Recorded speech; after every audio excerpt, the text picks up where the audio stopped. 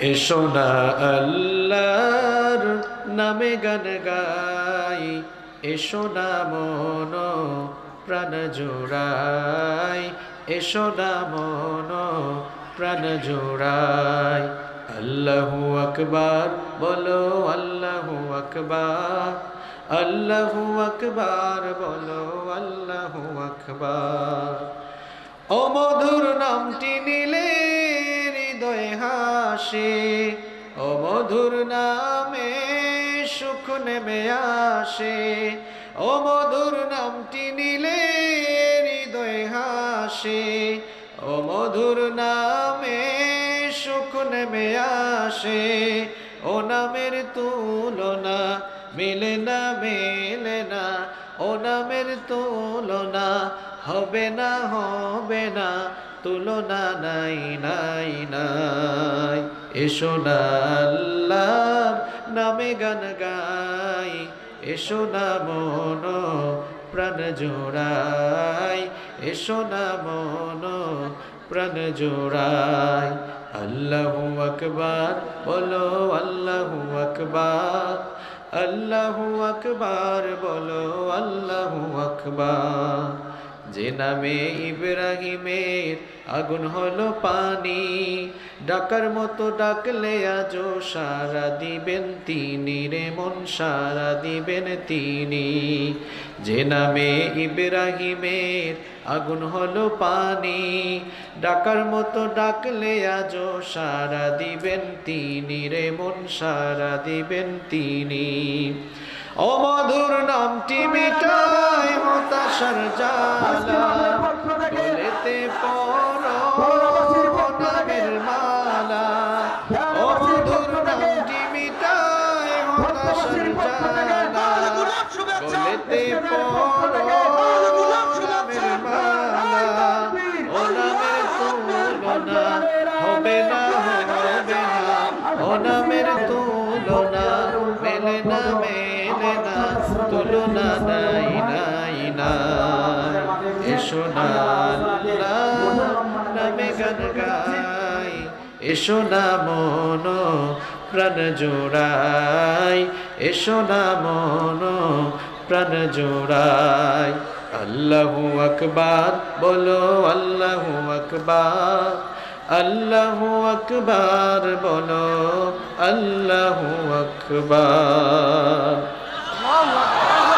বাংলাদেশের অত্যন্ত সুপরিচিত ঐতিহ্যবাহী সাতক্ষীরা জেলার কলরোয়া উপজেলার ঐতিহ্যবাহী খোর্দ যুব সংঘের উদ্যোগে আয়োজিত আজকের এই ঐতিহাসিক তাফসীরুল কোরআন মাহফিলের মহতারাম সভাপতি, আমার সামনে উপস্থিত প্রাণ প্রিয় সাতক্ষীরাবাসী, আপনারা সবাই কেমন আছেন? আলহামদুলিল্লাহ, আমিও আল্লাহর রহমতে ভালো আছি। আমাদের সবাইকে ভালো রেখেছেন কে? আমাদেরকে সুস্থ রেখেছেন কে? কোরআনের এই মেলায় আমাদেরকে শামিল হওয়ার তৌফিক দিয়েছেন কে? সেই আল্লাহর জন্য হৃদয়ের সবটুকু ভালোবাসা, আবেগ, অনুভূতি উজাড় করে দিয়ে আমরা প্রাণবন্ত আওয়াজে পড়ছি আলহামদুলিল্লাহ। সম্মানিত ভাইয়েরা, কোরআনের এই মেলায় শামিল হতে পেরে, আজকের এই মাহফিলে আসতে পেরে আপনারা খুশি না বেজার? কম না বেশি? আমরা খুশি, পরিমাণেও বেশি, এজন্য আবারও করছি আলহামদুলিল্লাহ। আজকের এই প্রোগ্রামকে বাস্তবায়নের জন্য রাজনৈতিক নেতৃবৃন্দ এবং প্রশাসনের ভাইয়েরা আন্তরিকভাবে সহযোগিতা করেছেন। যারাই আজকের এই প্রোগ্রাম বাস্তবায়নে সহযোগিতা করেছেন, আমরা যারা মাহফিলে এসেছি, আল্লাহ তাআলা যেন কোরআনে কারীমের বরকতে আমাদের সকলের জীবনের গুনাহগুলো মাফ করে দেন। In the day of resurrection, কাল কিয়ামতের কঠিন বিভীষিকাময় দিনে এই মাহফিলটিকে যেন আল্লাহ তাআলা আমাদের সবার জন্য নাজাতের ওয়াসিলা বানিয়ে আল্লাহ যেন আমাদেরকে মাফ করে, দয়া করে তার জান্নাত দান করেন। আমরা সবাই আল্লাহর দয়া চাই কি চাই না? বলেন তো, আল্লাহর দয়া ছাড়া কিয়ামতের দিন কোনো মানুষ জান্নাতে যেতে পারবে? আল্লাহ তাআলার দয়া ছাড়া আপনি যত বড় বুজুর্গ, যত বড় আমলওয়ালা লোক হন না কেন, আল্লাহর দয়া ছাড়া কিন্তু জান্নাতে যেতে পারবেন না। শুধুমাত্র আমল দিয়ে কিয়ামতের দিন কোনো মানুষ জান্নাতে যেতে পারবে না। কি এমন আমল করেছেন বলেন তো? আল্লাহ তাআলা যদি আমলগুলো যাচাই বাছাই শুরু করেন, ওই ভুল ত্রুটিগুলো দিয়েই কিন্তু আপনাকে আটকাতে পারবেন। আমি এটা বোঝাবার জন্য একটা সুন্দর দৃষ্টান্ত আপনাদের সামনে তুলে ধরতে চাই। মনে করুন এই বাজারের নাম কি? খুর্দু বাজারে আপনার একটি দোকান আছে। এখন আপনার খুব গুরুত্বপূর্ণ কাজে আপনি ঢাকায় যাবেন। আপনার দোকানের ম্যানেজারকে দায়িত্ব দিয়ে গেলেন, আমি ঢাকা থেকে আসার আগ পর্যন্ত দোকানের সার্বিক ব্যবস্থাপনার দায়িত্ব তোমার কাছে সুপর্দ করলাম। আপনি ঢাকা থেকে ফিরে আসার পর এবার সেই ম্যানেজার কিংবা দায়িত্বপ্রাপ্ত লোক আপনার কাছে হিসেব তুলে ধরছে, স্যার এই কয়েকদিন এই জায়গায় এত টাকা খরচ হয়েছে, এভাবে এই হয়েছে, ওভাবে এই হয়েছে। এখন হিসাব গ্রহণ করার জন্য আপনার সামনে দুইটা রাস্তা খোলা আছে। বুঝে থাকলে বলেন তো কয়টা? হিসাবের একটা পদ্ধতি হলো ওই দায়িত্বপ্রাপ্ত লোক আপনাকে দেখালো আর আপনি একটু দেখে বললেন আচ্ছা ঠিক আছে, এটা একটা পদ্ধতি। আরেকটা পদ্ধতি হলো ওই দায়িত্বপ্রাপ্ত লোক আপনার সামনে হিসাব তুলে ধরলো আর আপনি বললেন দেখি তো কোন জায়গায় কত টাকা তুমি খরচ করেছো, আচ্ছা ওই কাজটা এভাবে করলা কেন, এই কাজটা এভাবে করলেই তো হইতো। এরকম আপনি জেরা শুরু করলেন। এবার আপনারা আমাকে বলেন হিসাব গ্রহণের প্রথম পদ্ধতিটা সহজ নাকি শেষ পদ্ধতি সহজ? প্রথম পদ্ধতি সহজ। কেন? মালিক শুধু দেখেছে কিন্তু যাচাই বাছাই। কিয়ামতের দিন আমাদের মালিকও যদি আমলনামা হাতে দেওয়ার পর যাচাই বাছাই শুরু করে দেন, বিশ্বাস করেন নামাজি হইল ওই নামাজিকে আল্লাহর আটকানোর সুযোগ আছে। আল্লাহ তাআলা বলতে পারেন, বান্দারে তুই সাজদাটা এভাবে দিলি না কেন, নামাজটা এভাবে পড়লি না কেন, ওইভাবে পড়লি না কেন, আটকানোর সুযোগ আছে না নাই? এই জন্য আল্লাহ রাসূল সাল্লাল্লাহু আলাইহি ওয়াসাল্লাম বলেছেন, মান নুকিশা উযযিবা, যার কাছ থেকে আল্লাহ হিসাব চাইবেন ওই লোকটা ধ্বংস হয়ে যাবে, আযাবপ্রাপ্ত হয়ে যাবে। আম্মা জান আয়েশা রাদিয়াল্লাহু আনহা তখন বললেন, ওগো আল্লাহর নবী, তাহলে কোন লোকটা বেঁচে যাবে? রাসূল করিম সাল্লাল্লাহু আলাইহি ওয়াসাল্লাম বললেন, আল্লাহ তাআলা যার কাছ থেকে সহজ হিসাব নেবেন সেই লোকটা বেঁচে যাবে। সুবহানাল্লাহ। আম্মা জান আয়েশা রাদিয়াল্লাহু আনহা বললেন, সহজ হিসাবের সিস্টেমটা কেমন? সহজ হিসাবের সিস্টেমটা হলো এই, রাসূল করিম সাল্লাল্লাহু আলাইহি ওয়াসাল্লাম বললেন, আল্লাহ তাআলা যদি তার কোনো বান্দাকে দয়া করে ইহসান করে মাফ করতে চান, ওই লোকটাকে ডাকবেন, আমার গোলাম আমার কাছে আসো।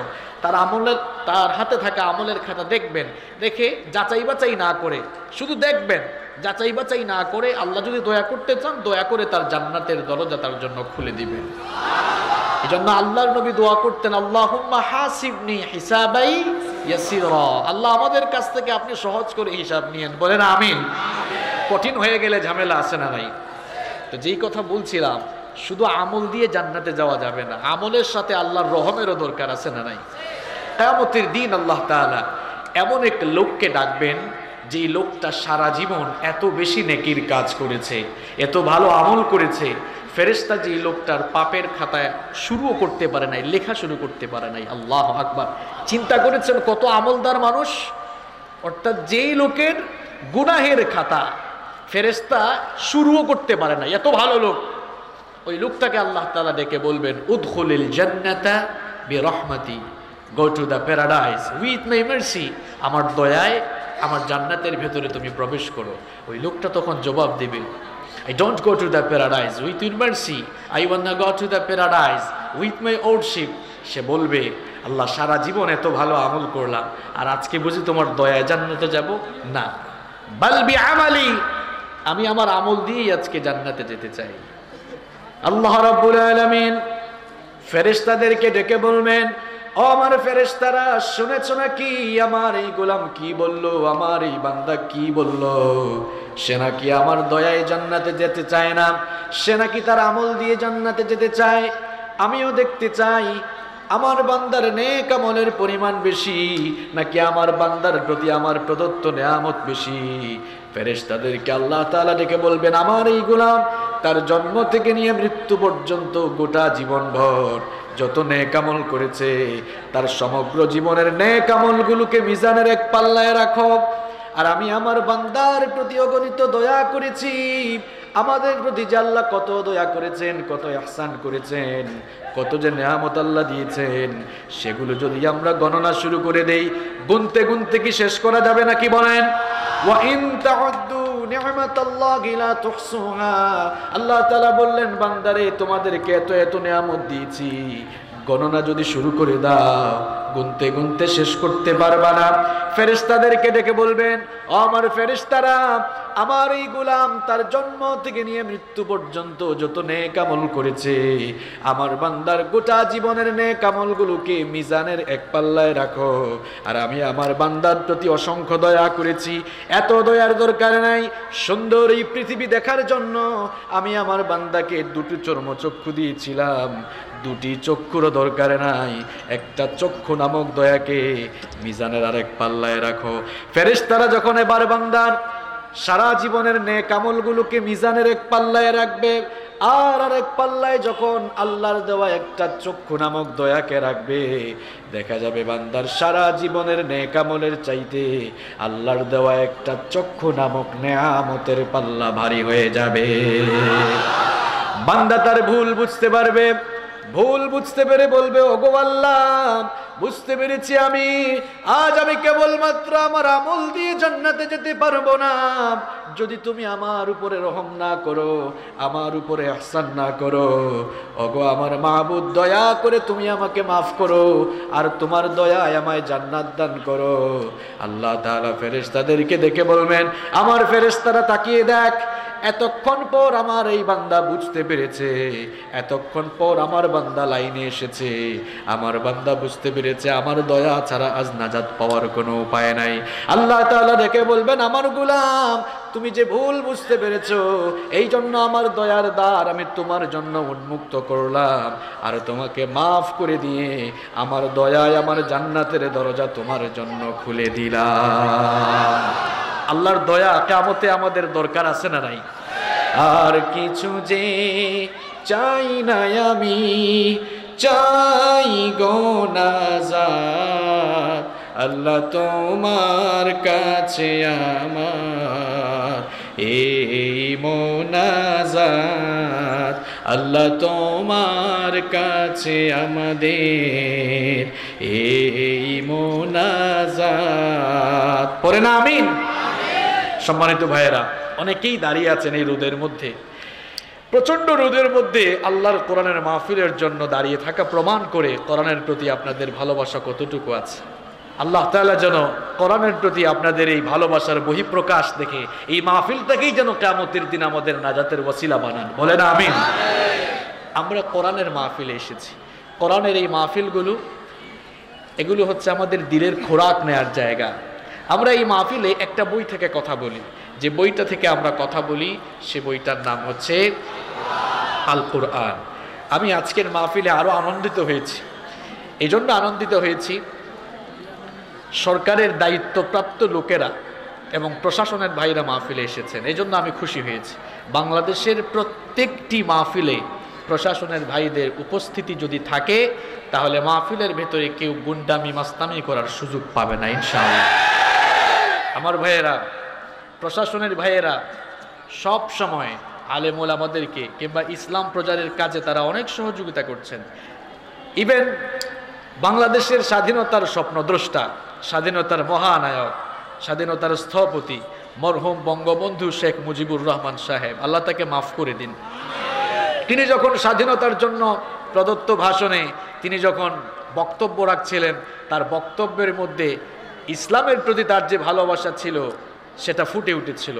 আপনি যে কোনো রাজনৈতিক দল এই দেশে করতে পারেন, কিন্তু স্বাধীনতার জন্য বঙ্গবন্ধুর অবদানকে আপনি অস্বীকার করতে পারবেন না। বঙ্গবন্ধুর অবদানকে অস্বীকার করা মানে হলো নাফরমানি করা। কেন নাফরমানি করা? যে যতটুকু করবে ততটুকু স্বীকার করতে হবে।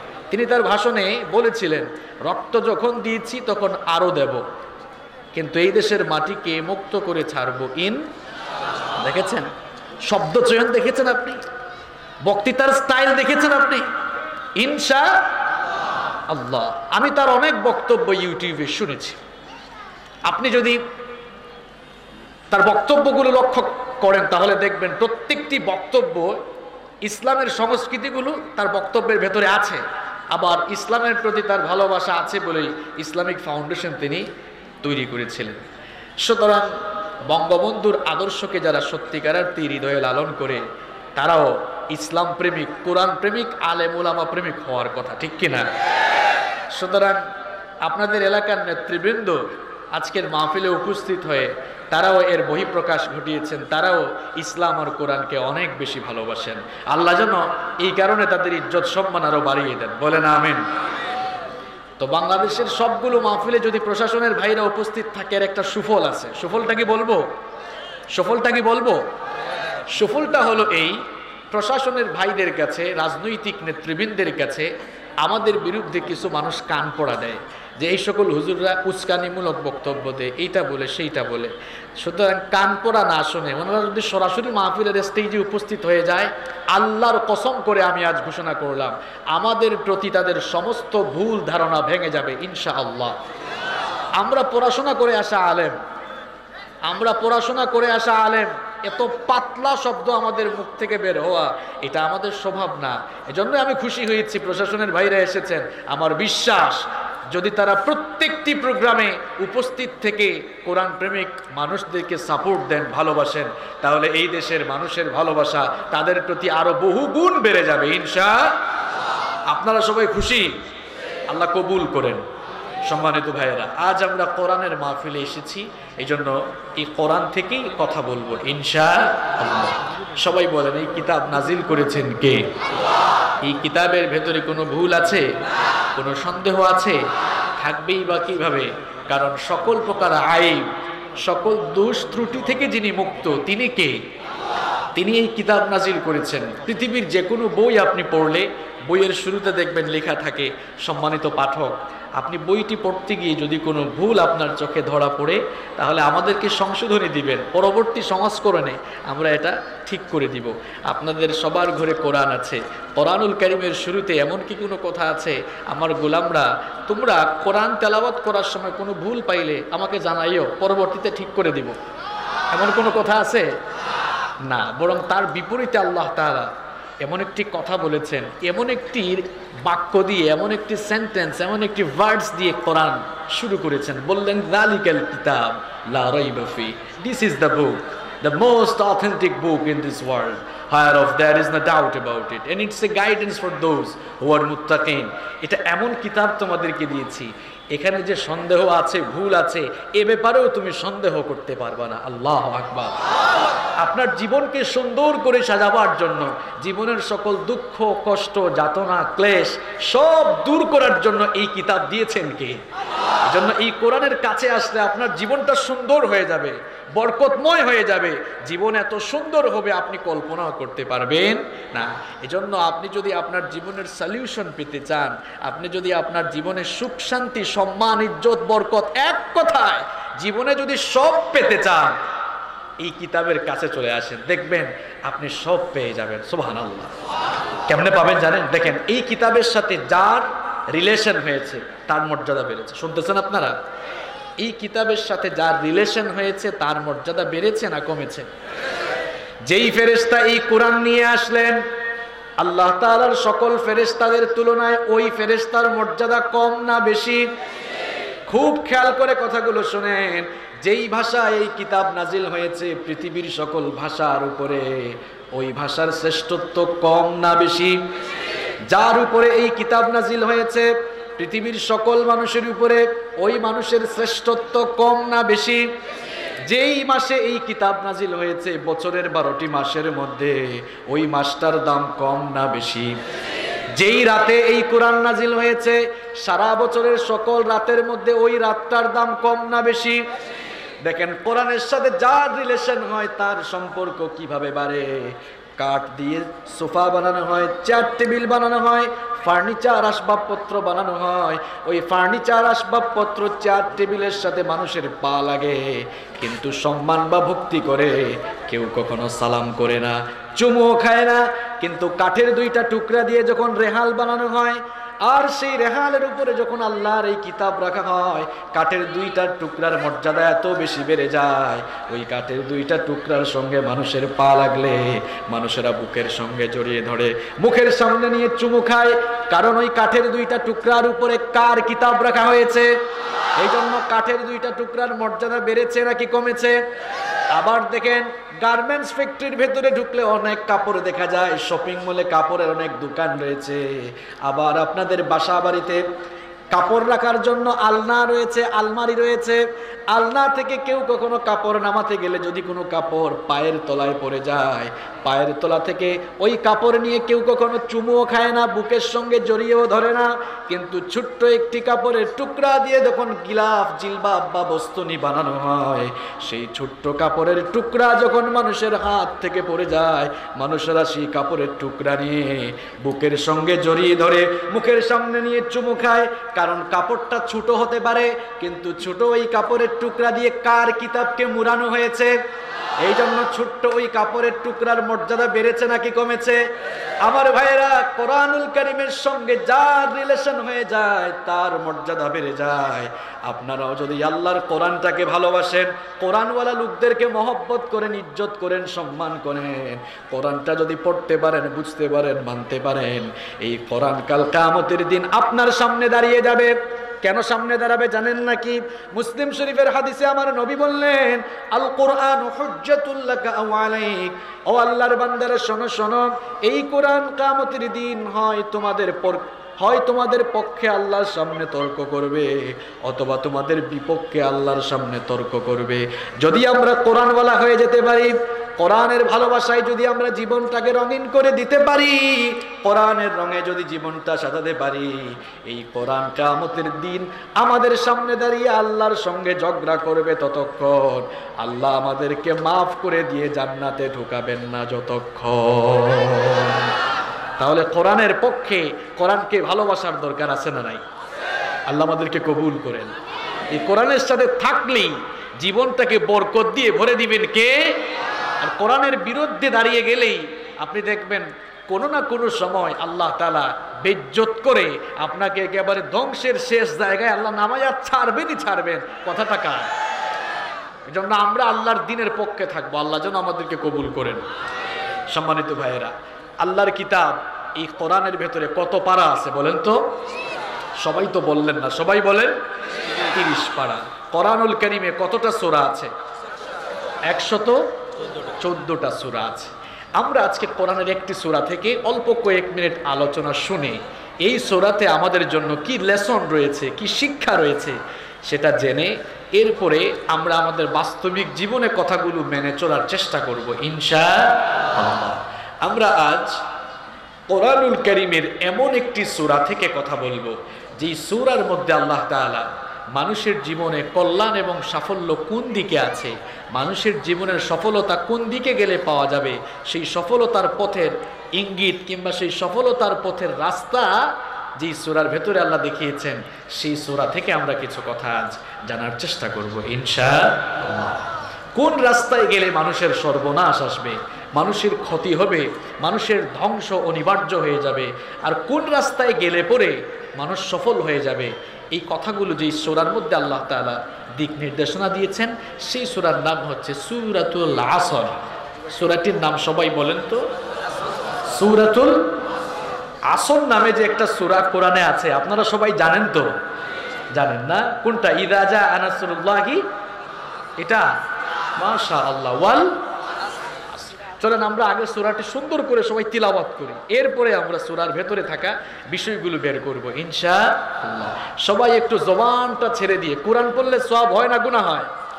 তাহলে সবাই জবান ছেড়ে দিয়ে আমার সাথে পড়ুন, আউযু বিল্লাহি মিনাশ শাইতানির রাজীম, বিসমিল্লাহির রাহমানির রাহিম, ওয়াল আসরি ইন্নাল ইনসানা লাফি খুসর ইল্লাল্লাযীনা আমানু ওয়া আমিলুস সালিহাতি ওয়া তাওয়াসাউ বিল হাক্কি ওয়া তাওয়াসাউ বিস সাবর। সাদাকাল্লাহুল আযীম। এই সূরাটি অনেক লম্বা সূরা না, খুব ছোট সূরা, ছোট্ট একটি সূরা। আমরা এই সূরার সরল তর্জমা বাংলা অনুবাদ জেনে নেই। ওয়াল আসর, সময়ের কসম, যুগের কসম, ইতিহাসের কসম, আসরের কসম। ইন্নাল ইনসানা লাফি খুসর, নিশ্চয়ই মানুষ ক্ষতিতে ডুবে আছে, মানুষ ক্ষতিতে নিমজ্জিত হয়ে গিয়েছে। ইল্লাল্লাযীনা আমানু, তবে তারা ছাড়া যারা ঈমান এনেছে, ওয়া আমিলুস সালিহাত, এরপরে নেকির কাজ করে যাচ্ছে, ভালো কাজ করে যাচ্ছে, ওয়া তাওয়াসাউ বিল হক, হকের উপরে টিকে থাকার জন্য পরস্পরকে ওসিয়ত করছে, ওয়া তাওয়াসাউ বিস সাবর, এবং সবরের নীতি অবলম্বন করার জন্য একজন আরেকজনকে উপদেশ দিচ্ছে। এই হলো সূরাতুল আসরের সরল তর্জমা। এবার আসুন আমরা এই সূরাটির প্রাইমারি ইনফরমেশন, প্রাথমিক কিছু তথ্য জেনে নিই। কোরআনুল কারীমে 114টি সূরা রয়েছে। সূরাগুলোর সিরিয়াল নাম্বার অনুযায়ী আজ আমরা যেই সূরা থেকে কথা বলবো এটি হচ্ছে কোরআনুল কারীমের 103 নাম্বার সূরা। বুঝে থাকলে সবাই জবাব দেন তো, এই সূরাটি কোরআনুল কারীমের কত নাম্বার সূরা? 103 নাম্বার সূরা। এই সূরার আয়াত সংখ্যা হলো মাত্র 3, রুকু সংখ্যা 1। কোরআনুল কারীমের সূরাগুলো বিভক্ত, কিছু সূরাকে বলা হয় মাক্কি সূরা আর কিছু সূরাকে বলা হয় মাদানী সূরা। মাক্কি সূরা বলা হয় সেগুলোকে রাসূল করিম সাল্লাল্লাহু আলাইহি ওয়াসাল্লামের হিজরতের পূর্বে মক্কায় যে সূরাগুলো নাজিল হয়েছে সেগুলোকে বলা হয় মাক্কি। তাহলে কোরআনুল কারীমের সূরাগুলো কয় ভাগে বিভক্ত? 2 ভাগে। কিছু সূরা মাক্কি আর কিছু সূরা মাদানী। মাক্কি সূরা বলা হয় সেগুলোকে যেগুলো হিজরতের আগে মক্কায় নাজিল হয়েছে, আর মাদানী সূরা বলা হয় সেগুলোকে যেগুলো রাসূল করিম সাল্লাল্লাহু আলাইহি ওয়াসাল্লামের হিজরতের পরে মদিনায় নাজিল হয়েছে। আমরা আজকে সূরাতুল আসর নিয়ে কথা বলছি। এটি হচ্ছে মাক্কি সূরা। সংখ্যাধিক্য মুফাসসিরিনে কেরাম এটিকে মাক্কি সূরা বলে অভিহিত করেছেন। এবার আসুন আমরা এই সূরাটির ফজিলত সম্পর্কে জেনে নেব। তার আগে দেখি একটু টেস্ট করি আপনারা কতটুকু মুখস্থ করলেন। এটা তো ক্লাস, এটা আপনাদের একাডেমিক ক্লাস, আপনারা মাহফিল থেকে জ্ঞান অর্জন করবেন। বলেন তো সূরাতুল আসরের আয়াত সংখ্যা কত? রুকু সংখ্যা? এটা কত নাম্বার সূরা? মাক্কি না মাদানী? এটাই তো সফলতা, যে শ্রোতারা শিখে যাবে আলহামদুলিল্লাহ। এবার আসেন এই সূরাটি কত ফজিলতপূর্ণ সূরা। আপনারা মনে করেন অনেকে এটা তো 2 লাইনের সূরা, আমাদের সবার মুখস্থ, এবং আমিও জানি এখানে হয়তো 95% বা তার চেয়ে বেশি মানুষের এই সূরাটি মুখস্থ রয়েছে। কিন্তু এই সূরাটির ভেতরে যে বিশাল এক সাগর রয়েছে, বিশাল এক খনি রয়েছে আমরা জানি না। মাত্র 3টি আয়াত, বিশেষজ্ঞ স্কলাররা বলেছেন এটা যেন ঝিনুকের ভেতরে মুক্ত আল্লাহ ঢুকিয়ে দিয়েছেন। অর্থাৎ মাত্র 3 আয়াত বিশিষ্ট ছোট্ট এই সূরাটি নিয়ে কেউ যদি রিসার্চ করে, কেউ যদি গবেষণা করে, এর মর্মার্থ কেউ যদি বুঝতে চায়, তাহলে এই সূরাটি দিয়েই শত শত হাজার হাজার গ্রন্থ রচনা করা সম্ভব। আল্লাহু আকবার। চিন্তা করেছেন কত গুরুত্বপূর্ণ সূরা, কত ইম্পর্টেন্ট এই সূরাটা আমাদের জন্য। ইমাম শাফিঈ রাহমাতুল্লাহি আলাইহি, নাম শুনেছেন তো আপনারা? শাফিঈ মাযহাবের নেতা ইমাম শাফিঈ রাহমাতুল্লাহি আলাইহি, তিনি খুব চমৎকার করে বলেছেন এই সূরার ব্যাপারে, লাউ তাদাব্বারান নাসু হাদিহিস সূরাতা লাওয়াসিআতুহুম, মানুষেরা যদি হেদায়েত পেতে চায় তাহলে সূরাতুল আসর, এই ছোট্ট সূরাটি, এটা যদি তারা হৃদয়ঙ্গম করতে পারে, ছোট্ট এই সূরাটি যদি মানুষেরা বুঝতে পারে, ছোট্ট এই সূরাটি মানুষের হেদায়েতের জন্য যথেষ্ট হয়ে যাবে। ছোট্ট এই সূরাটি আপনাকে হেদায়েতের রাস্তা দেখাতে পারে, আর হেদায়েতের রাস্তা পেয়ে গেলেই সোজা আপনাকে জান্নাতের ঠিকানা দিবেন কে? আল্লাহ। চিন্তা করেছেন কথাটার মাপ? লাউ তাদাব্বারান নাসু হাদিহিস সূরাতা লাওয়াসিআতুহুম, যদি এই সূরাটি মানুষ বুঝতে পারে, হৃদয়ঙ্গম করতে পারে, বুঝে ফেলতে পারে, তাহলে এই সূরাটি তাকে হেদায়েত দেওয়ার জন্য যথেষ্ট। আল্লাহু আকবার। দেখেন এই সূরাটি আমরাও তো মুখস্থ করেছি, রাসূল করিম সাল্লাল্লাহু আলাইহি ওয়াসাল্লামের সাহাবীরাও মুখস্থ করেছেন। এই সূরাটি আমরা কেমন আমল করি আর আল্লাহর নবীর সাহাবীরা কেমন আমল করতেন এবার শুনেন। আল্লাহর নবীর সাহাবীরা এই সূরাটিকে এত গুরুত্ব দিয়ে আমল করেছেন। আবু দাউদ শরীফে এসেছে, কানার রাজুলান মিন আসহাবিন নবী সাল্লাল্লাহু আলাইহি ওয়াসাল্লাম ইযা ইলতাকায়া লাম ইফতারিকা হাত্তা ইয়াকরা আহাদুহুমা আলাল আখির সূরাতুল আসর। আল্লাহর নবীর সাহাবীরা যখন একজন আরেকজনের সাথে সাক্ষাৎ করতেন, তাদের কথাবার্তা শেষ করার পরে বিদায় বেলা একজন আরেকজনকে সূরাতুল আসর না শুনিয়ে বিদায় নিতেন না। বলেন সাহাবীরা তো সোনার মানুষ, এদের উপরে আল্লাহ সন্তুষ্ট, তারাও আল্লাহর উপরে এজন্য আমরা বলি রাদিয়াল্লাহু, এটা তো আরবি, এটার অর্থ কি? রাদিয়াল্লাহু আনহু, অর্থাৎ এই মানুষদের উপরে আল্লাহ সন্তুষ্ট রয়েছেন। সুবহানাল্লাহ। আমার নামের শেষে তো বলা হয় না এম হাসিবুর রহমান রাদিয়াল্লাহু আনহু, বলা হয়। আপনার নামের শেষেও বলা হয় না রাদিয়াল্লাহু আনহু, কারণ আমাদের উপরে আল্লাহ সন্তুষ্ট আছেন নাকি অসন্তুষ্ট আমরা কেউ। এরপরে আমরা যে একটা ভাবসাব নিয়ে চলি, আল্লাহু আকবার। আর সাহাবীরা কি নম্র জীবনযাপন করেছেন, কি ভদ্র, কি স্মার্ট জীবনযাপন করেছেন। আসলে রহমানের বান্দা তো হবে তারা, ওয়া ইবাদুর রহমানিল্লাযীনা ইয়ামশুনা আলাল আরদি হাওনা, এরা ভদ্রভাবে জমিনে চলবে, এরা দম্ভ করে বুক ফুলিয়ে দাম্ভিকতার সাথে জমিনে চলবে না, তারা খুব নম্রতার সাথে বিনয়ের সাথে জমিনে বিচরণ করবে। কারণ জমিনটা তার নয়, জমিনটা কার? আল্লাহর জমিনে আল্লাহর গোলাম নম্রভাবে বিচরণ করবে, এটাই হচ্ছে মালিকের সামনে গোলামের বিনয়ের বহিঃপ্রকাশ, ঠিক কি না? আল্লাহ আমাদেরকে বিনয়ী গোলাম বানিয়ে দাও। আরো আসতে বলেন আমিন।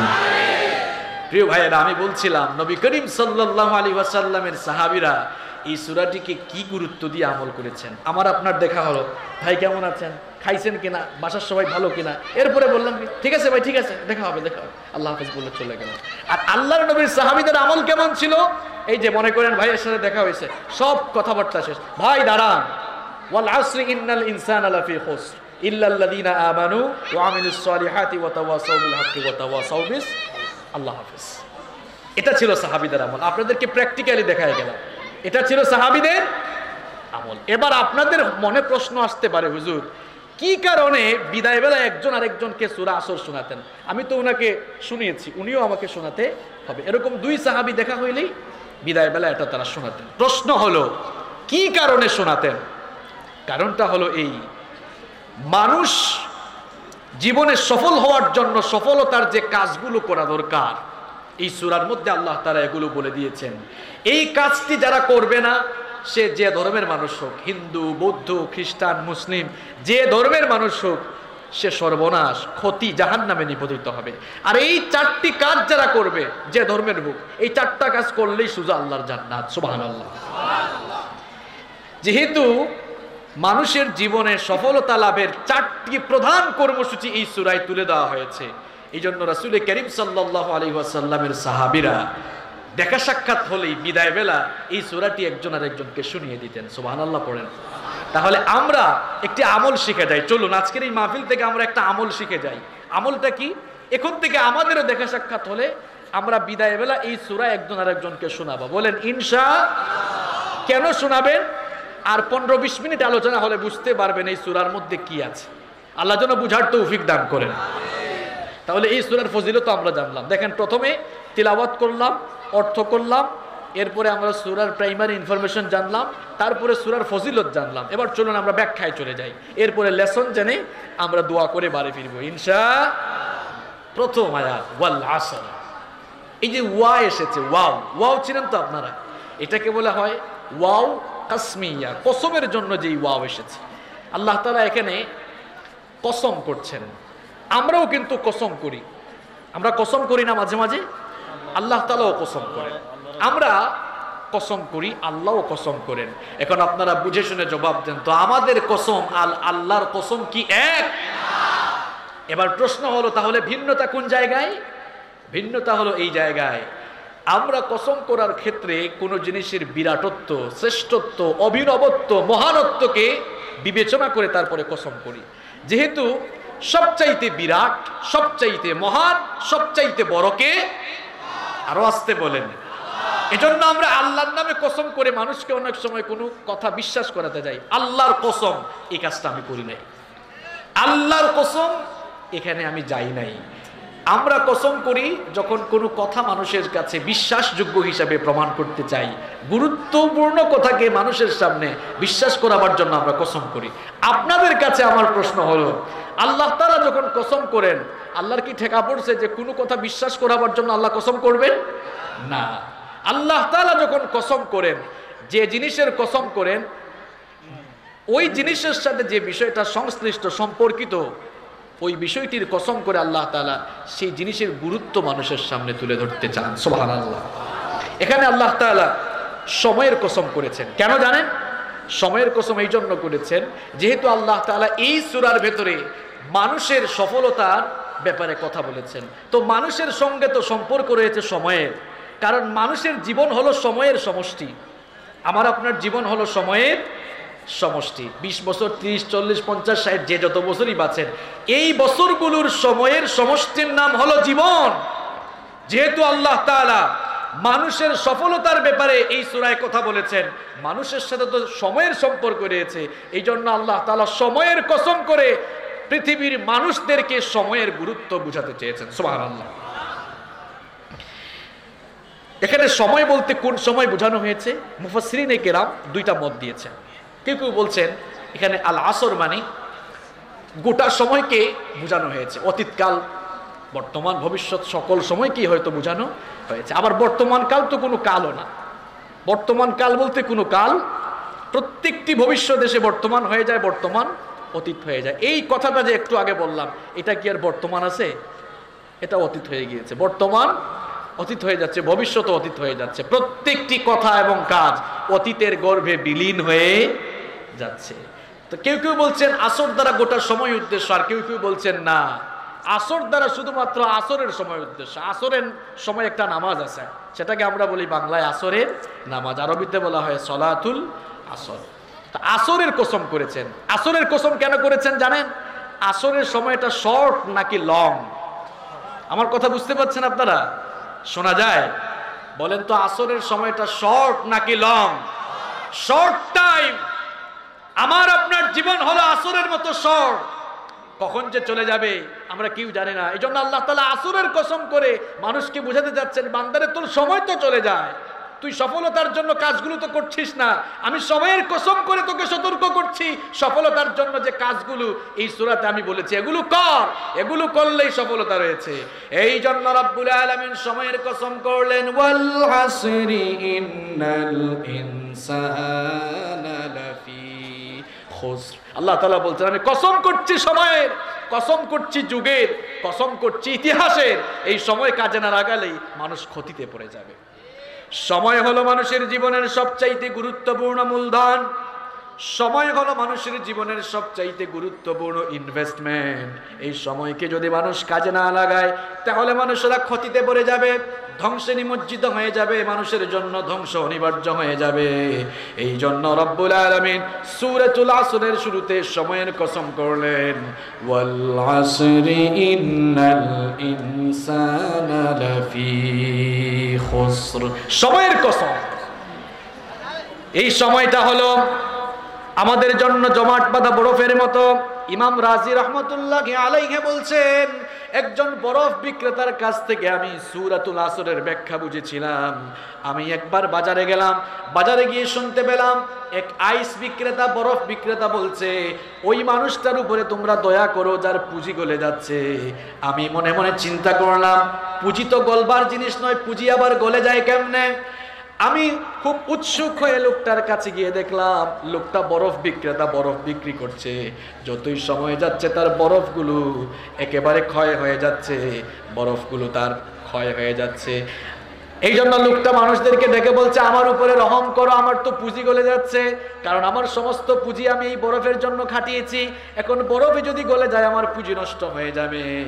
ইমাম রাজি রহমাতুল্লাহি আলাইহি তখন চিৎকার করে বললেন, এই বরফ বিক্রেতা সূরা আসরের ব্যাখ্যা আমাকে বুঝিয়ে দিয়েছে।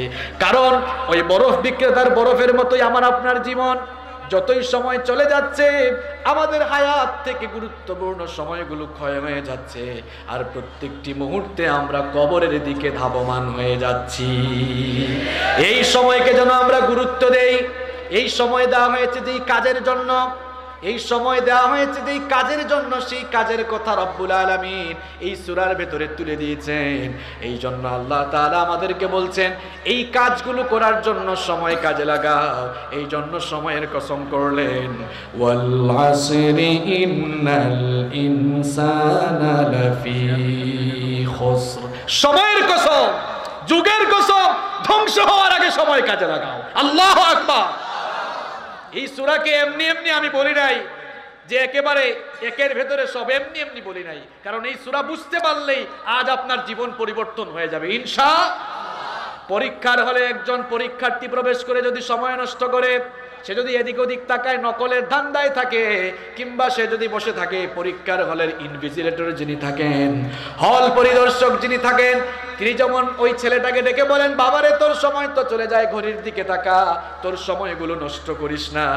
এইরকম একজন ইনভিজিলেটর যেমন পরীক্ষার্থী ছাত্রকে সময়ের গুরুত্ব বুঝান, আমার আপনার রব রব্বুল আলামিন তিনিও যেন আমাদের প্রতি দয়া পরবেশ হয়ে আমরাও যেন সময়গুলোকে নষ্ট করে না দেই। এই জন্য রব্বুল আলামিন দুনিয়ার तमाम মানুষদেরকে ডেকে বলছেন, আমার গোলামেরা সময়গুলো নষ্ট করে দিও না। ওয়াল আসরি ইন্নাল ইনসানা লাফি খুসর, সময়ের কসম, এই সময়ের কদর না করলে ধ্বংসে পড়ে যাবা, ধ্বংসের অতল গহ্বরে নিপতিত হয়ে যাবা। এই সময়টা কেমন জানেন? আমাদের জীবনের সময়গুলো কত গুরুত্বপূর্ণ জানেন? কাটাওয়ালা ঘড়ির দিকে তাকাবেন, মন দিয়ে মনোযোগ দিয়ে তাকাবেন, বুঝবেন সময়টা কত গুরুত্বপূর্ণ। কাটাওয়ালা ঘড়ি চিনেন তো আপনারা? সেকেন্ডের একটা কাটা আছে, মিনিটের একটা কাটা আছে, ঘন্টারও আরেকটা কাটা। সেকেন্ডের কাটা ঘুরলে মিনিটের কাটা অটোমেটিক ঘুরে, মিনিটের কাটা ঘুরলে অটোমেটিক ঘন্টার কাটাও। আপনার আমার জীবন একটা ঘড়ি আছে, জীবন ঘড়ি আছে। ওই জীবন ঘড়ির কাটা কিন্তু প্রত্যেকটি মুহূর্তে ঘুরছে তো ঘুরছে, দিন যাচ্ছে, মাস যাচ্ছে, বছর যাচ্ছে, যেতে যেতে আপনার আমার জীবন ঘড়ির ব্যাটারি একদিন শেষ হয়ে যাবে। জীবনের সমস্ত মায়া মোহ মমতা ত্যাগ করে অন্ধকার কবরের ভেতরে চলে যেতে, ওই ব্যাটারির চার্জ যাওয়ার আগে, মরে যাওয়ার আগে সময়গুলোকে যেন কাজে লাগান। আর সময়কে 4টা কাজ করে কাজে লাগাইতে হবে। এই জন্য আল্লাহ তাআলা আমাদের সফলতার ব্যাপারে কথা বলার আগে সময়ের কসম করে সময়ের গুরুত্ব আপনাকে আমাকে বুঝাইছেন। সুবহানাল্লাহ। সময়ের কসম করার পর আল্লাহ তাআলা বললেন, এবার ভালো করে শুনেন, কথাগুলো মন দিয়ে শুনেন ভাই। ইন্নাল ইনসানা লাফি খুসর, নিশ্চয়, নিঃসন্দেহে, সুনিশ্চিত সকল মানুষ ক্ষতিগ্রস্ত হয়ে যাচ্ছে।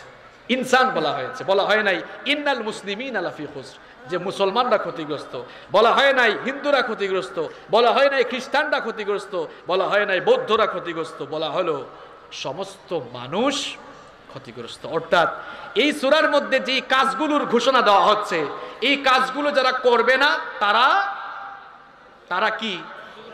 সবাই বলেন, আওয়াজ করে বলেন, তারা কি? ক্ষতিগ্রস্ত। এই ক্ষতির বাইরে আমিও থাকবো না, আপনিও থাকবেন না, এই ক্ষতির ভেতরে আমরাও পড়ে যাব। হবে হবে ইনশাআল্লাহ। এই ক্ষতির ভেতরে আমরাও পড়ে যাব যদি এই 4টা কাজ আমরা না করি। এবার চলেন তো কোন কাজগুলোর কথা আল্লাহ তাআলা বলছেন। ইল্লাল্লাযীনা আমানু, এদিকে তাকান, এগুলো মুখস্থ করতে হবে। আল্লাহ তাআলা বলছেন, সময়ের কসম করে তোমাদেরকে জানালাম, তোমরা সবাই ক্ষতিগ্রস্ত হয়ে যাবা, সবাই জাহান্নামে চলে যাবা, সবাই তোমরা ধ্বংসের অতল গহ্বরে নিপতিত হয়ে যাবা যদি 4টা কাজ না করো। কয়টা কাজ? সবাই বলেন কয়টা? আরো জোরে কয়টা? এই 4টাই শিখাবো আজকে আমি। এবার আসেন, আল্লাযীনা আমানু, যারা ঈমানদার, যারা ঈমানের ঘোষণা দিয়েছে। 2 নাম্বার ওয়া আমিলুস সালিহাত, যারা ভালো কাজ করে যাচ্ছে।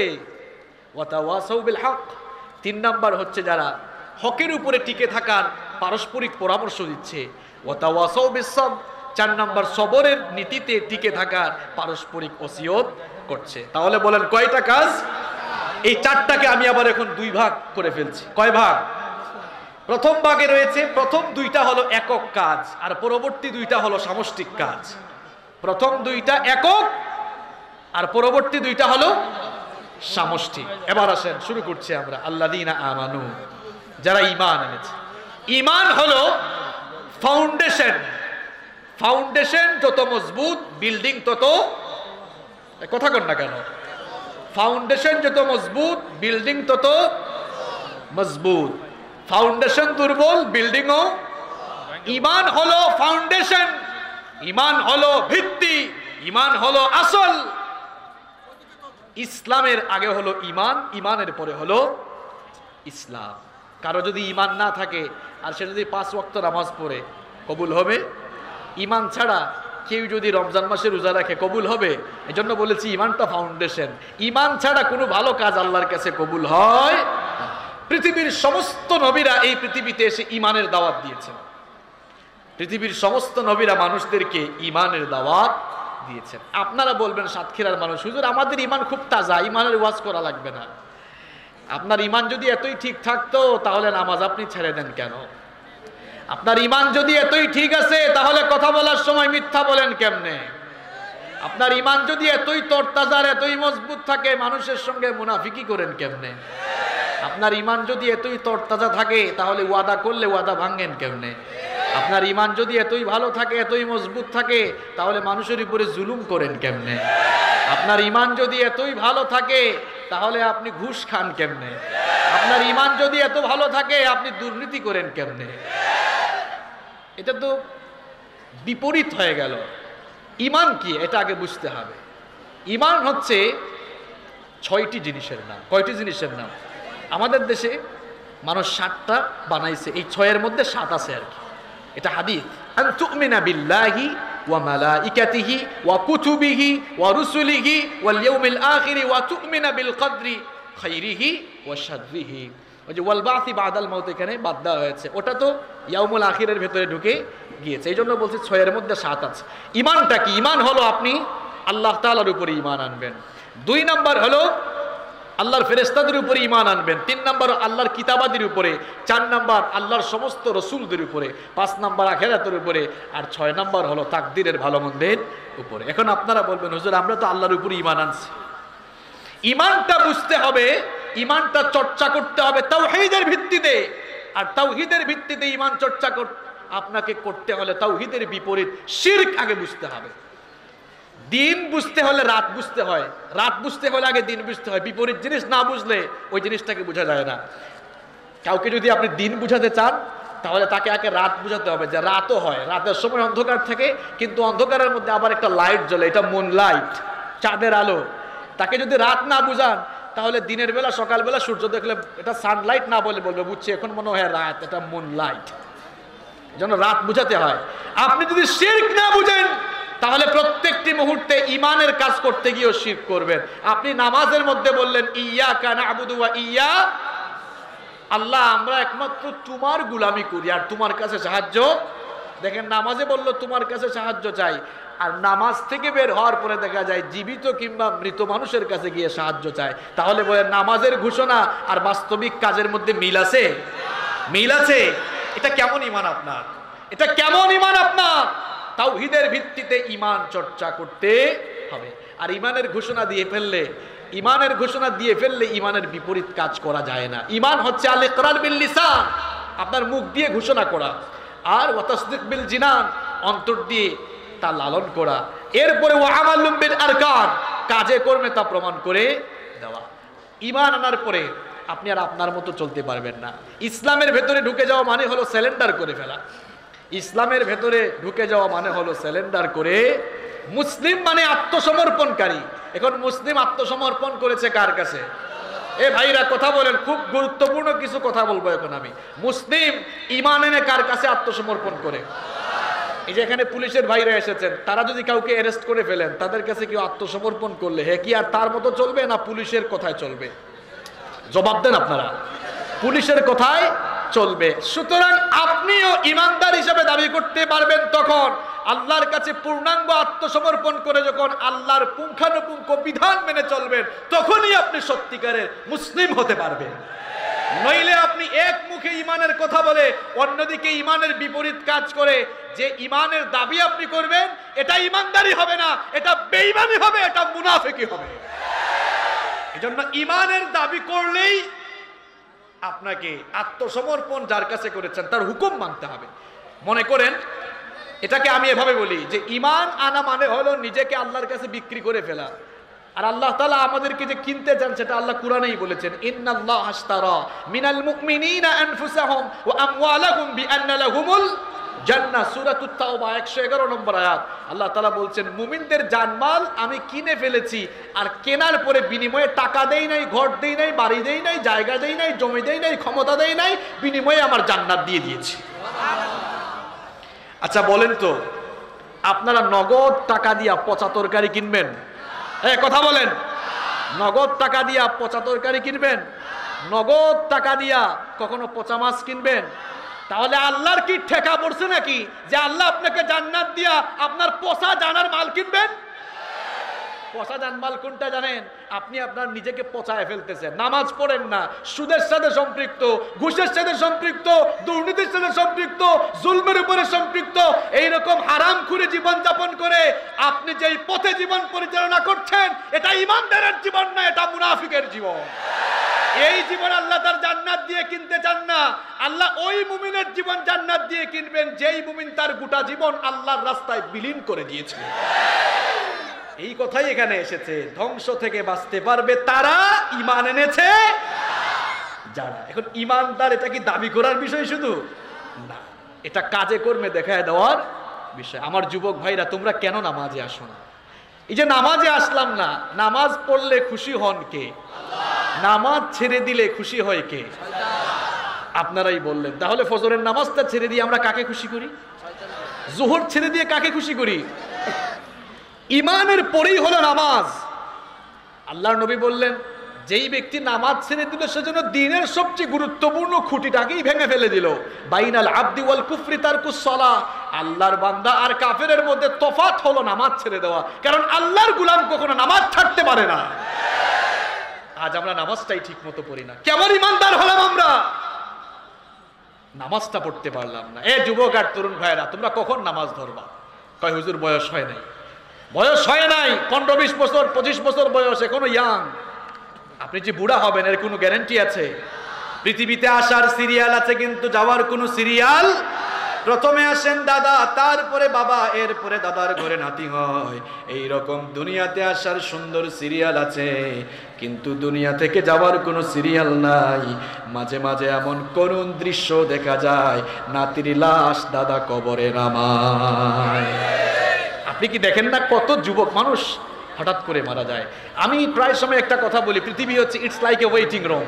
এটা আমাদের জন্য ওয়েটিং রুমের মতো। আচ্ছা বলেন তো, আপনাদের এই কলারুয়া থেকে, সাতক্ষীরা থেকে ঢাকাগামী বাস আছে না নাই? এ ভাইয়েরা, খুব সুন্দর একটা উদাহরণ দিয়ে যাচ্ছি চোখের সামনে, শোনেন। এই সাতক্ষীরা থেকে ঢাকার উদ্দেশ্যে বাস যায়, তাই না?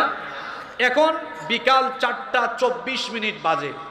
আপনাদের এই কলারুয়ার এক যাত্রী, এক প্যাসেঞ্জার ঢাকায় যাবে, এই জন্য সাতক্ষীরার স্ট্যান্ডে গিয়ে একটা টিকিট কাটলো। এখন বাস স্ট্যান্ডে যাওয়ার পর বলল, আমাদের সব বাস বুকিং, রাত 10টায় একটা বাস আছে, ওইটা দিয়ে যাইতে পারবেন। এখন ওই কলারুয়ার যাত্রী মনে করলো, ঠিক আছে, যেহেতু চলেই আসছি কেটে ফেলি। 10টার টিকিট কাটলো, মনে করলো এখনো তো আরো 5-6 ঘন্টা আছে সময়, এই সময়টা কি করব? বসে থাকলো। এরপরে একটা খাট কিনলো, চেয়ার টেবিল কিনলো, একটা টেবিল ফ্যান কিনলো, যেন আরাম করে থাকতে পারে। আরো বিভিন্ন প্রসাধনী কিনা শুরু করলো।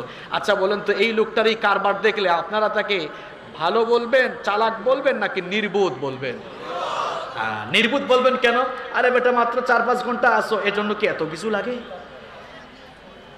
ওই নির্বোধ যাত্রী যেমন 5-6 ঘন্টার জন্য আরামায়েশে মত্ত হয়ে খামাখা পয়সা খরচ করছে, সময় নষ্ট করছে, ওই ঢাকাগামী নির্বোধ যাত্রীর মতো এই দুনিয়ায়ও কিছু প্যাসেঞ্জার আছে যারা কিছুদিনের জন্য দুনিয়া নামক কাউন্টারে বসেছে। দুনিয়া নামক কাউন্টারে বসে আল্লাহর সব জিনিসকে নিজের মনে করে দুনিয়ার লুটপাটে ব্যস্ত হয়ে পড়েছে, আর তার ডেস্টিনেশন সে ভুলে গিয়েছে। এই জন্য সে চরম বিভ্রান্তিতে পড়ে আছে, সে চরম ক্ষতিতে পড়ে আছে। ওই ক্ষতি থেকে বাঁচার জন্য ঈমানের পথে চলার দরকার আছে না নাই? ঈমানের পথে অবিচল থেকে আমার মরণ যেন হয়। ঈমানের পথে অবিচল থেকে আমার মরণ যেন হয়। তোমারই কাছে মিনতি আমার, মহামহিম দয়াময়। ঈমানের পথে অবিচল থেকে আমাদের মরণ যেন হয়। পড়ে না আমি? ঈমানের পথে চলে যদি মরতে পারেন কি হবে জানেন? রব্বুল আলামিন কোরআনে কারীমের 8 নম্বর সূরা, রব্বুল আলামিন কোরআনে কারীমের 41 নম্বর সূরা, সূরা হামিম আস-সাজদা এর 30 নম্বর আয়াতে ঘোষণা দিলেন, ইন্নাল্লাযীনা ক্বালু রাব্বুনাল্লাহু সুম্মা ইসতাকামু তাতানাজ্জালু আলাইহিমুল মালাইকা আল্লা তাখাফু ওয়া লা তাহজানু ওয়া আবশিরু বিল জান্নাতিল্লাতী কুনতুম তুআদুন। আল্লাহ তাআলা বলছেন, নিশ্চয়ই যারা ঘোষণা দিয়েছে আল্লাহ আমাদের রব, সবাই প্রাণবন্ত আওয়াজে বলেন তো আমাদের রব কে? নিশ্চয়ই যারা ঘোষণা দিয়েছে আল্লাহ আমার রব, আর ওই রবের পথে যারা জীবন পরিচালনা করছে, রবের পথে যারা অবিচল থাকছে, রব্বুল আলামিন বলছেন তাদের জন্য ফেরেশতারা সুসংবাদ দিয়ে মৃত্যুর সময় বলবে, আল্লাহর বান্দা তোমার কোনো ভয় নাই, তোমার জন্য কোনো চিন্তা নাই, চিরদিনের জন্য আল্লাহর জান্নাতে প্রবেশের সুসংবাদ নিয়ে তুমি দুনিয়া থেকে প্রত্যাবর্তন করো। তাহলে ঈমানের পথে চললেই সফলতা আসবে, নইলে সফলতার বিপরীত ধ্বংসে নিমজ্জিত হয়ে যেতে হবে। সূরাতুল আসরের মধ্যে আল্লাহ তাআলা সেই কথাই বলছেন, ইল্লাল্লাযীনা আমানু, ধ্বংস থেকে ক্ষতি থেকে বাঁচবে তারা ঈমান এনে ঈমানের পথে চলবে। আল্লাহ আমাদেরকে পূর্ণাঙ্গ ঈমানদার বানাও। দেখছেন আমিনের নমুনা, ঈমানদার হইতে চাই কি চাই না? আল্লাহ আমাদেরকে পরিপূর্ণ ঈমানদার বানাও। আল্লাহ আমাদেরকে ঈমানের পথে চলার তৌফিক দাও। দুই নাম্বার হলো সফলতা লাভ করবে তারা, ধ্বংস থেকে বাঁচবে তারা ঈমান আনার পরে ওয়া আমিলুস সালিহাত, নেক কাজ ভালো কাজ করবে যারা। সমস্ত ভালো কাজই আমলে সালেহের অন্তর্ভুক্ত। তবে এখানে একটি বিষয় মনে রাখতে হবে, ঈমানবিহীন আমলের কোনো দাম আল্লাহর কাছে নাই। ঈমান না থাকলে যত ভালো কাজই করেন, হয়তো মানুষের কাছ থেকে যশ খ্যাতি পরিচিতি পেতে পারেন, কিন্তু আল্লাহর কাছ থেকে জাযা পুরস্কার পাবেন না। মনে করেন কোনো মানুষ ঈমানদার না, হতে পারে সে অমুসলিম, অনেক ভালো কাজ করলো, মানুষকে দান খয়রাত করলো, জনকল্যাণমূলক কাজ করলো, এর জন্য মানুষের কাছে তিনি পরিচিতি লাভ করবেন, মানুষের কাছ থেকে ভালোবাসা পাবেন, খ্যাতি পাবেন, কিন্তু আল্লাহর কাছ থেকে কিয়ামতে কোনো পুরস্কার পাবেন না। আল্লাহর কাছ থেকে পুরস্কার পেতে হলে ভালো কাজের পেছনে ঈমান থাকা লাগবে। আর ঈমান থাকলে সুবহানাল্লাহ, ঈমান থাকলে যখন ভালো কথা বলবেন সওয়াব, মুচকি হাসি দিয়ে কথা বললে সওয়াব, দান করলে সওয়াব, নামাজ পড়লে সওয়াব, মানুষকে সহযোগিতা করলে সওয়াব, জনপ্রতিনিধি হয়ে জনগণের কল্যাণ করলেও সওয়াব। সুবহানাল্লাহ। তার মানে ঈমানবিহীন নেক আমলের কোনো দাম আল্লাহর কাছে। এজন্য আল্লাহ তাআলা কোরআনে কারীমের যত জায়গায় আমলে সালেহের কথা বলেছেন, এর আগেই ঈমানকে অ্যাড করে দিয়েছেন। যেমন রব্বুল আলামিন বলছেন, ইন্নাল্লাযীনা আমানু ওয়া আমিলুস সালিহাতি কানাত লাহুম জান্নাতুল ফিরদাউসি নুজুলা খালিদিনা ফিহা লা ইয়াবগুনা আনহা হিওয়ালা। আল্লাহ তাআলা কোরআনে কারীমের 18 নম্বর সূরা সূরাতুল কাহফের 107 এবং 108 নম্বর আয়াতে বললেন, নিশ্চয়ই যারা ঈমান এনেছে, ঈমান আনার পরে যারা নেকির কাজ করেছে, নেকির কাজের সাথে যারা ঈমান এনেছে, ঈমানের সাথে যারা নেকির কাজ করেছে, তাদের জন্য আমি 1 নম্বরের জান্নাত, জান্নাতুল ফেরদাউস তাদের জন্য বানিয়ে রেখেছি। ঈমানবিহীন নেক আমলের কোনো দাম নাই। আবার আমলবিহীন আপনার ঠুনকো ঈমানেরও দাম আল্লাহর কাছে। দুটোর কম্বিনেশন থাকা লাগবে। ঈমান আনলে আমল দিয়া দেখানো লাগবে, আর আমল করলে ঈমানেরও পরিচয় থাকা লাগবে। ঈমান আর আমলটা হলো বীজ আর বৃক্ষের মতো। বীজ ছাড়া বৃক্ষ হয়? কথা বলেন, বীজ ছাড়া বৃক্ষ হয়? বীজ ছাড়া বৃক্ষ হয় না, আর বৃক্ষ থেকেই পরবর্তীতে আবার বীজও হয়। এজন্য দুটোর মধ্যে এক গভীর মিল যেমন রয়েছে, ঈমান আমলের মধ্যে একটা গভীর মিল রয়েছে। আমার ভাইরা, কথাগুলো শুনেন, একক কথাগুলো বলে ফেলছে। অর্থাৎ সফলতা পেতে হলে, সফলতা মানে জান্নাত, সফলতা মানে কি? জান্নাত পেতে হলে, জাহান্নাম থেকে বাঁচতে হলে কয়টা কাজ করা লাগবে? সবাই বলেন কয়টা? বলছি কয়টা? 1 নাম্বার ঈমান এনে ঈমানের পথে চলা লাগবে, আর 2 নাম্বার ঈমানের বহিঃপ্রকাশ আমলের মাধ্যমে ঘটাতে হবে। এই 2টা কাজ একক, বাকি 2টা কাজ একা একা করা যায় না। এটা সামষ্টিক সবাইকে নিয়ে করতে হয়। বাকিগুলো শুনবেন তো ইনশাআল্লাহ। আমি কিন্তু আর বেশিক্ষণ নিব না, সর্বোচ্চ 15 থেকে 17 মিনিট নিব। বাকি 2টা এই সময়ের মধ্যে বলবো। আল্লাহর ওয়াস্তে কেউ উঠবেন না, কারণ আমি চাই এই 4টি কাজ অন্ততপক্ষে বুঝেন আপনারা যে কোন 4টি কাজ করলে সফলতা মিলবে। এরপরে বাড়ি গিয়ে হিসাব নিকাশ করে করা শুরু করবেন ইনশাআল্লাহ। 15 মিনিট থাকা যাবে তো? আল্লাহ কবুল করেন, বলেন আমিন। তাহলে ধ্বংস থেকে ক্ষতি থেকে বাঁচবে তারা, চারটি কাজ করবে যারা, দুইটা বললাম। নাম্বার 3, 3 নাম্বার হলো ওয়াতাওয়াসাউ বিল হক, যারা হকের উপরে অবিচল থাকার জন্য একজন আরেকজন পরস্পরকে উপদেশ দিচ্ছে, ওসিয়ত করছে। হক কি? হক কি? মা হুয়াল হক? হোয়াট ইজ হক? হোয়াটস দ্য ডেফিনেশন অফ হক? হকটা কি? হক হচ্ছে ইসলাম। আল ইসলামু হাক্কুন ওয়াল কুফরু, সবাই বলেন আল ইসলামু, আল ইসলামু, মুখে ঠাডা পড়ছে নাকি আপনাদের? আল ইসলামু হাক্কুন ওয়াল কুফরু, হকের পরিচয় এম হাসিবুর রহমান কেন দিবে? হকের পরিচয় আল্লাহ দিচ্ছেন। আল ইসলামু হাক্কুন ওয়াল কুফরু, ইসলামটাই হক, ইসলামটাই। এখন বলা হচ্ছে ক্ষতি থেকে বাঁচবে তারা, হকের উপদেশ দিবে যারা। এখন আপনি হকের ভেতরে ঢুকে গেলেন, হক মানে ইসলাম, আপনি ইসলামটাকে মানেন, আপনি নামাজ পড়েন, আপনি রমজান মাসে রোজা রাখেন, আপনি সুদ ঘুষ খান না, আপনি ভালো মানুষ, সত্য কথা বলেন, মিথ্যা বলেন না, আপনি সব সময় ভালো কাজ করেন। কিন্তু আপনার পাশের ভাইটা মিথ্যা বলে, গীবত করে, চুগলখুরি করে, তাকেও তো ওই রাস্তা থেকে ফেরানো আপনার দায়িত্ব।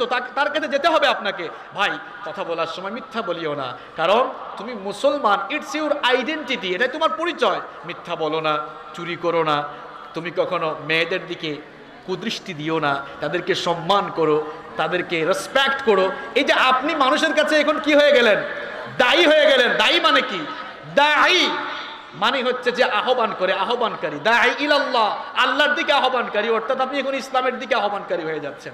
তার মানে বোঝা গেল সফলতা থেকে বাঁচতে হলে শুধু একা একা আমল করলে হয় না, মানুষকেও অন্যায় থেকে বাঁচাবার দায়িত্ব পালন করতে হবে। এখন সেই দায়িত্ব পালনটা আপনি আপনার জায়গা থেকে যেভাবে সুবিধা সেভাবে করবেন। হাত দিয়ে সুযোগ থাকলে হাত দিয়ে বাধা দিবেন, হাত দিয়ে না থাকলে মুখ দিয়ে বাধা দিবেন, সেটাও না পারলে অন্তরে অন্তরে কি করবেন? ঘৃণা করতে হবে। যালিকা আদআফুল ঈমান, এটা হলো দুর্বল ঈমানের পরিচায়ক। এবার ভালো করে শুনেন, শুধুমাত্র নিজে নামাজি হবেন, নিজের সৎ পথে চলবেন, নিজে ভালো পথে চলবেন, আর আপনার আশেপাশে থাকা মানুষগুলোকে অন্যায় থেকে, হারাম থেকে বাঁচানোর জন্য আপনি যদি আপনার জায়গা থেকে কিছুটা হলেও ভূমিকা পালন না করেন, আপনি ক্ষতিতে পড়ে যাবেন, আপনি ধ্বংসে পড়ে। এই জন্য রব্বুল আলামিন বলছেন ওয়াত্তাকু ফিতনাতান লা তুসিবান্নাল্লাযীনা যালামু মিনকুম খাসসা, সাবধান থাকো, সতর্ক থাকো, ওই সব বিপদ থেকে, মুসিবত থেকে, ওই সকল গজব থেকে বেঁচে থাকো যেই গজবগুলো শুধুমাত্র গজব নাজিল হওয়ার কারণ যারা, তাদের উপরেই আসবে না, বরং যারা অন্যায় দেখার পরে চোখ বুজে সহ্য করে তাদের উপরেও গজব নেমে আসবে। বুখারী শরীফের এক সুন্দর হাদিস আপনাদের সামনে তুলে ধরতে চাই। আল্লাহর নবী কি চমৎকার দৃষ্টান্ত দিয়েছেন যে যারা নিজেরা ভালো পথে চলে আর অন্যায় দেখলে চোখ বুজে বসে থাকে, এদের উদাহরণ হলো 2 তলা বিশিষ্ট জাহাজের যাত্রীর মতো। কয় তলা বিশিষ্ট? 2 তলা বিশিষ্ট জাহাজের যাত্রীর মতো। উপরের তলায় কিছু যাত্রী আছে, নিচের তলায় কিছু যাত্রী আছে। প্রয়োজনে উপরের তলার যাত্রীরা নিচে আসে, নিচের তলার যাত্রীরা উপরে যায়। কিন্তু ওই জাহাজের উপরের তলায় ফ্যাসিলিটি বেশি ছিল, যার কারণে উপরের তলার মানুষ নিচের তলায় বেশি একটা আসে না, নিচতলার মানুষরাই বেশি যেত। উপরের তলার কিছু লোক বিরক্ত হয়ে বলল, এই তোরা সবসময় নিচতলা থেকে উপরের তলায় আসতো কেন? এই জন্য আমরা ডিস্টার্ব ফিল করি। নিচতলার একজন রাগান্বিত হয়ে বলল, ঠিক আছে, আমার পানির দরকার হলে আমি আর উপরে আসবো না, আমি জাহাজকে ফুটা করে এরপরে পানি তোলা শুরু করব। এই লোকটা যদি এই কাজ করা আরম্ভ করে আর কেউ যদি তাকে না আটকায়, বাধা না দেয়, জাহাজ ডুবলে শুধু কি সে মরবে না সবাই মরবে। সুতরাং আপনার চোখের সামনে কেউ অন্যায় করবে, কেউ জুলুম করবে, সেই অন্যায়ের বিরুদ্ধে, জুলুমের বিরুদ্ধে আপনি ভূমিকা না রাখলে, গজব আসলে আপনি নীরব দর্শক হওয়ার কারণে আপনার উপরে আগে গজব আসবে। এজন্য আমার ভাইরা, এজন্য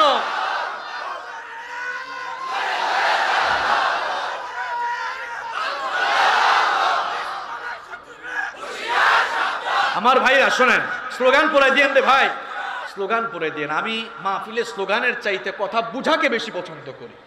আমার ভাইরা শোনেন, কথাগুলো শোনেন। আপনাদের স্লোগানগুলো যে এই স্টেজের ভিতরে থাকে এটাও আমরা জানি, রাগ করিয়েন না।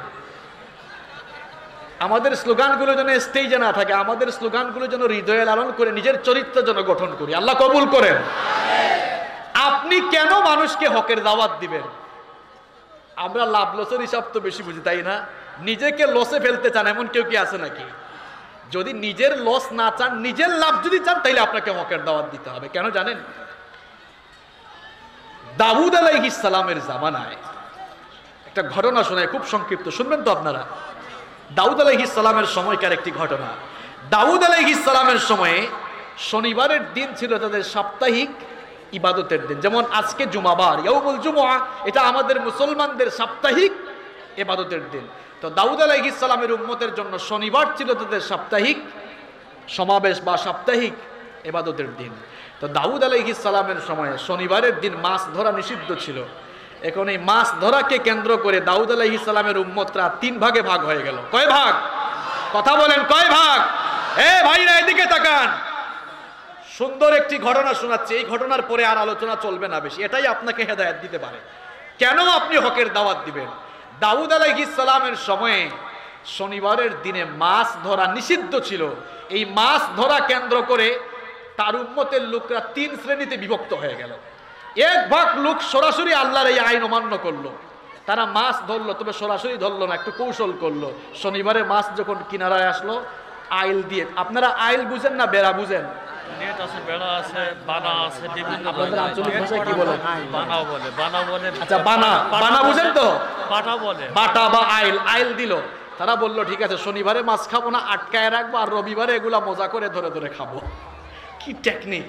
তাহলে এক ভাগ লোক সরাসরি অমান্য করে মাছ ধরলো, আর 2 নম্বর শ্রেণীর লোকেরা কি করলো? তারা বললো না, এটা করা ঠিক না, আল্লাহ নিষেধ করছেন, আমরা ধরবো না। আর যারা করতেছে এই কাজটা, এরা দেখলো, এরা বললো বাধাও এদেরকে দিব না, কারণ এরা যদি আবার আমাদের উপরে আক্রমণ করে, অর্থাৎ নিজেদেরকে অন্যায় থেকে বিরত রাখলো, কিন্তু অন্যায়কারী লোকদেরকে বাধা। কয় ভাগ? 3 নম্বর শ্রেণীর মানুষেরা, এরা আল্লাহর আইন মানলো, মাছ ধরলো না, কিন্তু যারা মাছ আটকাই দিছে এদের কাছে গিয়ে বললো, এই ভাই তোমরা মাছগুলো ধরতেছো কেন? জানো না এটা আল্লাহর সাবধান, এটা করো না, করলে গজব আসবে। তাহলে তারা মাছ খেলো না। যারা ধরলো তাদেরকে কি দিল? কয় ভাগ হয়েছে? আমি আবারও রিপিট করছি, এক ভাগ সরাসরি আইন অমান্য করে মাছ ধরলো, আরেক ভাগ আইন অমান্য করে নাই, মাছ খায় নাই, এদেরকে নিষেধও। 3 নম্বর আইন অমান্য করলো না, মাছ ধরলো না এরা, কিন্তু অন্যায়কারী লোকদেরকে বাধা দিল। যখন গজব নেমে আসতো তখন কি হলো জানেন? রব্বুল আলামিন কোরআনে কারীমে বলছেন, ওয়ালাকাদ আলিমতুমুল্লাযীনা আতাদাউ মিনকুম ফিস সাবতি ফাকুলনা লাহুম কুনু কিরাদাতান খাসিইন। শনিবারের ঘটনা তো তোমাদের জানা আছে। এই শনিবারের বিধান অমান্যকারীদের 2 গ্রুপকে আমি বানর বানিয়ে ফেলেছিলাম। কোন 2 গ্রুপ জানেন? যারা সরাসরি আল্লাহর আইন অমান্য করে মাছ ধরলো, আরেক ভাগ লোক যারা মাছ ধরলো না, আল্লাহর আদেশ মানলো, মাছ ধরে নাই, কিন্তু অন্যায়কারী লোকদেরকে বাধা দেয় নাই। এই 2 শ্রেণীর লোকদেরকে একত্রিত করে প্রায় 70,000 ইহুদিকে আল্লাহ তাআলা বানর বানিয়ে দিয়েছিলেন। আল্লাহু আকবার। এক ভাগ লোক বেঁচে গেল। তারা কারা?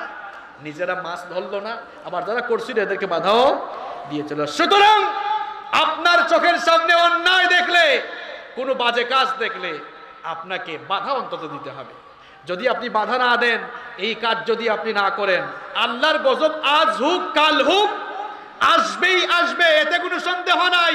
আর ওই গজব, ওই ঠাডা যখন পড়বে, ঠাডাটা সবার আগে আপনার উপরে পড়বে। এজন্য আপনি যদি ধ্বংস থেকে বাঁচতে চান, সফল হতে চান, তাহলে হকের দাওয়াত আপনাকে দিতে।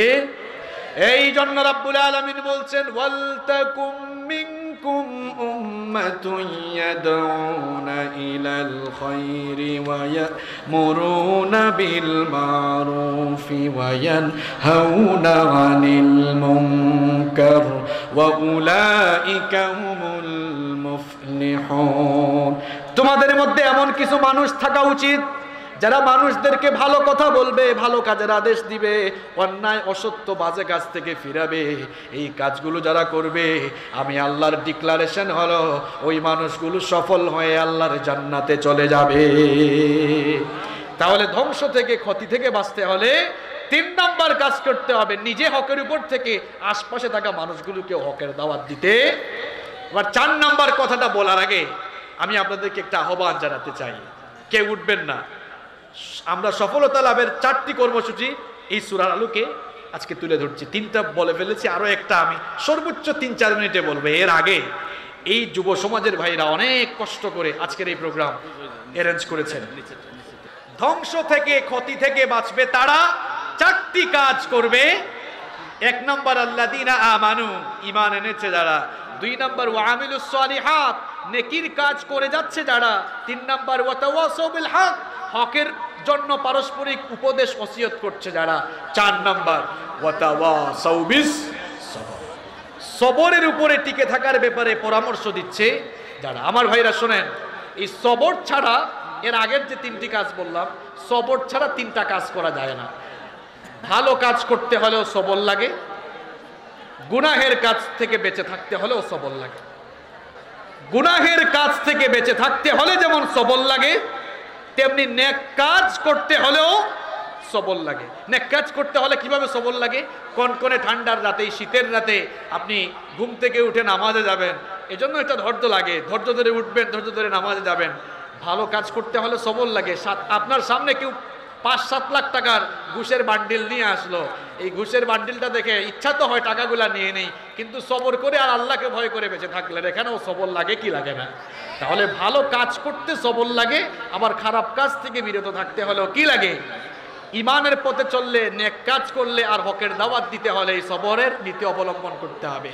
এই চারটি কাজ করবে যারা, সফল হয়ে আল্লাহর জান্নাতে ঢুকবে। এবার আমি আলোচনা শেষ করার আগে আমি আজকে যা আলোচনা হলো এর সামারি তুলে ধরতে চাই, এর লেসন আপনাদেরকে আমি পয়েন্ট আকারে বলে দিতে চাই। নাম্বার 1, 1 নম্বর হলো আল্লাহ তাআলা সময়ের গুরুত্ব দিতে বলেছেন, এই জন্য সময়ের কসম করলেন। সেজন্য আপনাদের প্রতি অনুরোধ হলো আমরা যেন সময়ের প্রতি যত্নবান হয়ে সময় কাজে লাগাই। 2 নম্বর হলো ধ্বংস থেকে, ক্ষতি থেকে বাঁচার জন্য যে কর্মসূচির ঘোষণা দেওয়া হয়েছে, এই কর্মসূচিগুলো যেন পালন করার তৌফিক আল্লাহ দান করেন, আমরা বলি আমিন। সবাই বসে যান, এক্ষুনি মোনাজাত হবে। সবাই বসে যান। এই মোনাজাতটা হতে পারে আপনাদের জীবনের শেষ মোনাজাত। বসেন। তুমি আরশে থাকো প্রভু, আমি জমিনে, তবু তোমারি প্রেম জমে হৃদয় গহীনে। আমি তোমারি গোলাম গো, অন্য কারণা। আমি তোমারি গোলাম গো, অন্য কারণা। আলিমুল গায়ব তুমি, মালিক রব্বানা। আল্লাহু আল্লাহু আল্লাহু আল্লাহ, আল্লাহু আল্লাহু আল্লাহু আল্লাহ। তোমারি রহম ছাড়া বাঁচা বড় দায়। প্রতিদিনে, প্রতিক্ষণে জড়িয়ে রাখো গো আমায়। জান্নাতি ফুল দিও গো আমায়, আগুনে ফেলে দিও না। আমি তোমারি গোলাম গো, অন্য কারণা। আলিমুল গায়ব তুমি, মালিক রব্বানা। আল্লাহু আল্লাহু আল্লাহু আল্লাহ, আল্লাহু আল্লাহু আল্লাহু আল্লাহ। আল্লাহুম্মা আমিন।